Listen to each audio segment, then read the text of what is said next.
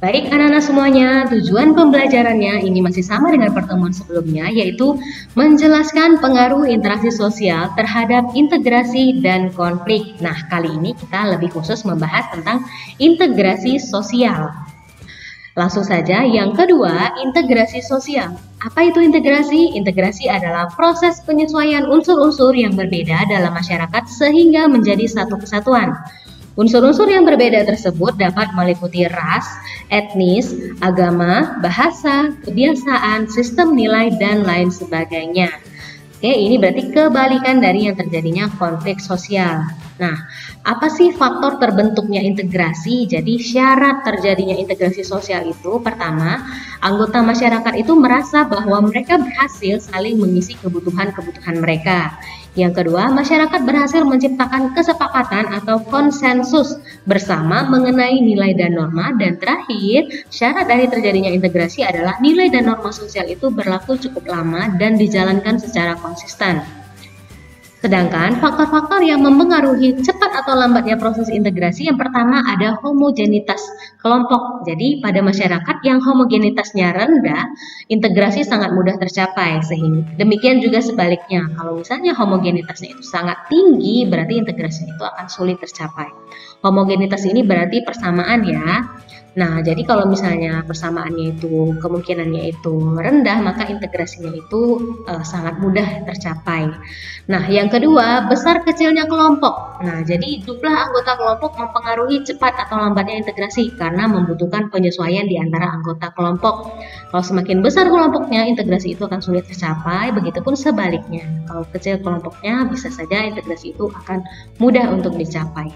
Yang ketiga ada mobilitas geografis. Jadi semakin sering anggota suatu masyarakat datang dan pergi, semakin besar pengaruhnya bagi proses integrasi.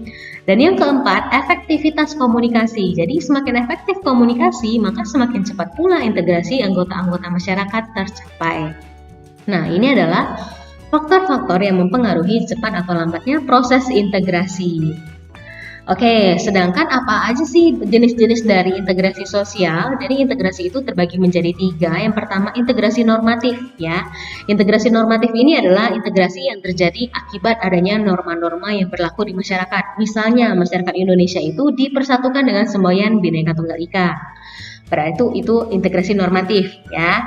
Lalu yang kedua integrasi fungsional. Jadi integrasi yang terbentuk sebagai akibat adanya fungsi-fungsi tertentu dalam masyarakat. Contohnya, Indonesia ini terdiri dari berbagai suku yang mengintegrasikan dirinya dengan melihat fungsi masing-masing. Contoh, suku Bugis itu melaut, Jawa itu bertani, Minang itu pandai berdagang. Jadi ada di sini tuh integrasinya itu berdasarkan dari fungsi-fungsi tertentu dalam masyarakat. Ya. Lalu yang ketiga ada integrasi koersif. Integrasi yang dilakukan dengan cara paksaan. Nah, hal ini biasanya dilakukan bila diyakini banyaknya akibat negatif jika integrasi tidak dilakukan atau pihak yang diajak untuk melakukan integrasi itu enggan atau tidak mau melakukan atau mencerna integrasi itu. Jadi, ada 3 bentuk dari integrasi sosial. Lalu proses integrasi itu dilakukan melalui 2 hal. Nah, ini kemarin ada ya Miss menjelaskan tentang perbedaan asimilasi dan akulturasi. Oke, jadi asimilasi itu bertemunya 2 kebudayaan atau lebih yang saling mempengaruhi sehingga muncullah kebudayaan baru dengan meninggalkan sifat asli tiap-tiap kebudayaan. Sedangkan akulturasi itu adalah proses sosial yang terjadi bila kelompok sosial dengan kelompok kebudayaan tertentu dihadapkan pada kebudayaan asing atau baru sehingga kebudayaan asing atau baru itu diserap dan diterima dan diolah dalam kebudayaan sendiri tanpa meninggalkan sifat asli kebudayaan penerima. Oke, kalau asimilasi itu akan meninggalkan sifat asli dan muncul kebudayaan baru. Kalau akulturasi itu dia tidak meninggalkan sifat aslinya. Jadi kebalikannya dari asimilasi. Nah, persamaannya kedua-duanya ini adalah sama-sama proses dari percampuran 2 kebudayaan yang berbeda. Oke, dan terakhir, apa saja sih faktor-faktor pendorong dari integrasi sosial? Yang pertama, adanya toleransi terhadap kebudayaan yang berbeda. Yang kedua, kesempatan yang seimbang dalam bidang ekonomi. Yang ketiga, adanya sikap positif terhadap kebudayaan lain. Lalu adanya sikap terbuka dari golongan yang berkuasa, adanya kesamaan dalam unsur-unsur kebudayaan, dan terakhir ada yang keenam, adanya perkawinan campuran atau amalgamasi, dan yang ketujuh adanya musuh bersama dari luar. Nah, ada ketujuh faktor inilah yang membuat integrasi sosial itu dapat terwujud, ya, faktor-faktor pendorongnya.